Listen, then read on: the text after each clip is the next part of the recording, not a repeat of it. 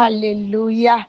Nous bénissons le Seigneur pour ce nouveau matin. Si tu es connecté aujourd'hui, ce n'est pas un hasard. C'est la grâce de Dieu qui t'a encore localisé. Oh, dis Amen si tu crois que la grâce est sur ta vie au nom de Jésus.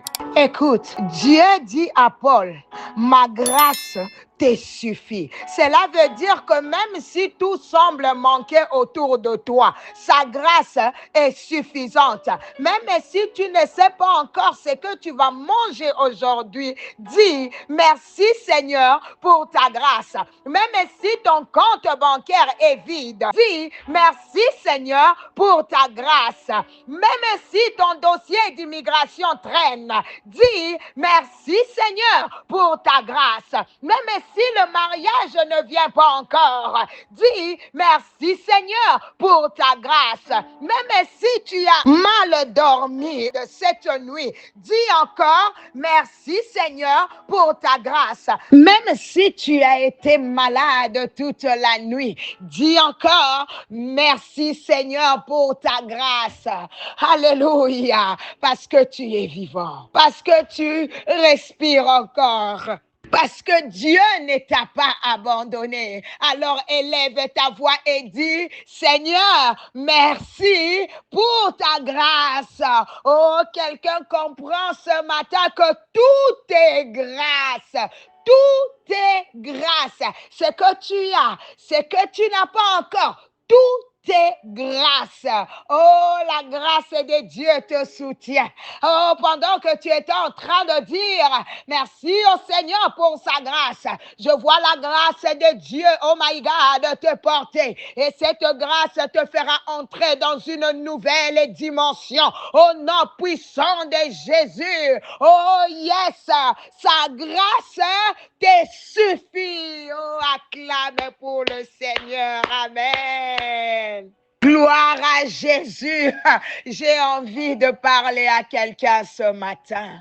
Pourquoi Dieu permet-il que nous passions par des épreuves, par des tribulations? Bien-aimé, c'est une des questions les plus profondes de la vie chrétienne. Parce que suivre Jésus ne nous immunise pas contre la douleur, contre les pertes, contre les combats de la vie. Mais écoute ceci.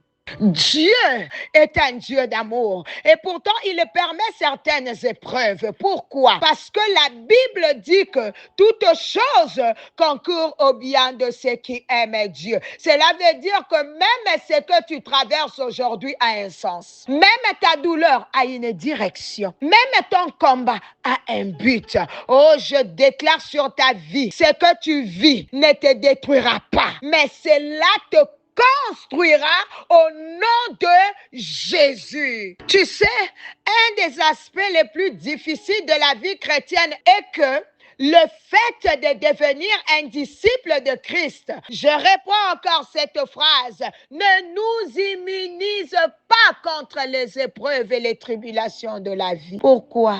Oh, alléluia. Un Dieu d'amour et de bonté permet-il que nous soyons éprouvés par la mort d'un enfant?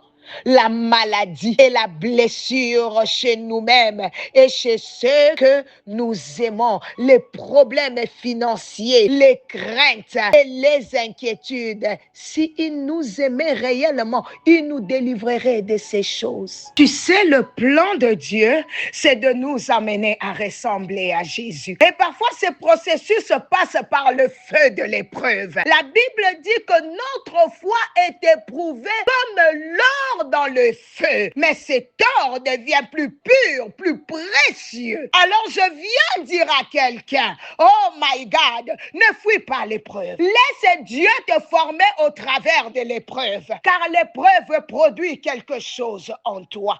Elle produit la persévérance. La persévérance produit la victoire. Et la victoire produit une espérance qui ne trompe pas. Oh, j'entends quelqu'un dire, Seigneur, je te fais confiance. confiance même dans l'épreuve. Jésus lui-même est notre modèle. Il a souffert, mais il est resté fidèle. Il a été éprouvé, mais il n'a jamais abandonné le Père. Alors, à combien plus forte raison, toi et moi devons rester attachés à Dieu? Quelqu'un se dit, mais maman Nathalie, l'amour ne signifie-t-il pas vouloir une vie facile et confortable? Eh bien non. La Bible nous montre clairement que Dieu aime ses enfants et qu'il fait concourir toutes choses à leur bien. Mais fais attention, toutes les souffrances ne viennent pas des épreuves permises par Dieu. Certaines sont les conséquences de nos choix, mais même là, Dieu reste miséricordieux. Il utilise tout pour te façonner, pour te relever, pour te restaurer. Oh, je déclare, même tes erreurs ne t'élimineront pas au nom de Jésus. La grâce de Dieu te rattrape. In the mighty name of Jesus, alléluia. La Bible nous dit même, considérez comme un sujet de joie les diverses épreuves. Pourquoi? Parce qu'elles produisent en nous quelque chose de puissant. Bien-aimé, il y a une récompense après l'épreuve. Il y a une couronne après le combat. Alors tiens ferme, ne lâche pas. Dieu n'a pas perdu le contrôle de ta vie. Tu ne tomberas pas dans cette saison. Tu sortiras victorieux au nom puissant de Jésus. Car la Bible dit, Dieu ne permettra pas que tu sois éprouvé au-delà de tes forces.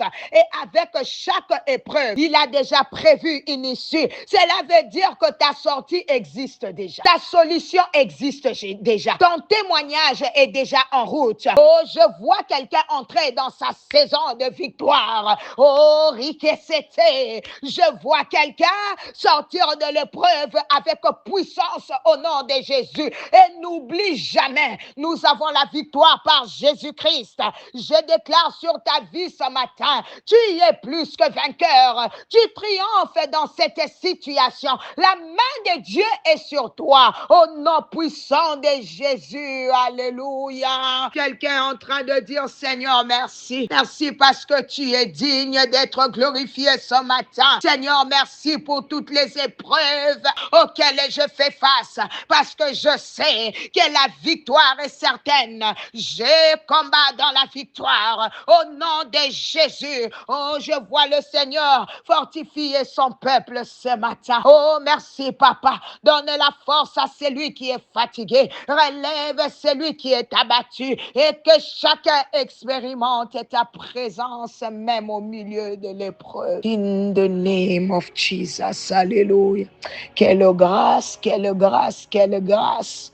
Oh mon Dieu, que ce mercredi soit un jour de révélation, un jour de force, un jour de victoire. Au nom de Jésus, retiens ceci, l'amour de Dieu ne t'épargne pas toujours les épreuves, mais sa grâce, elle, ne te quitte jamais dans les épreuves. Et c'est justement là que tu comprends que tout est grâce. La grâce de Dieu te suffit. La grâce de Dieu te porte et la grâce de Dieu t'amènera jusqu'à l'accomplissement de ses promesses. Au nom de Jésus, que Dieu te bénisse. C'était bien l'humble servant de l'Éternel, Maman Nathalie Lokula. Bye bye for now.